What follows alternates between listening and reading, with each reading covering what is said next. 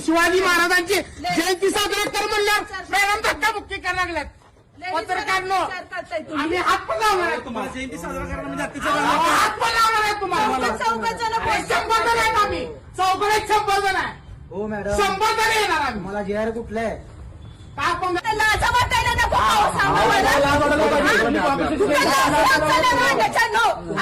तर आम्हाला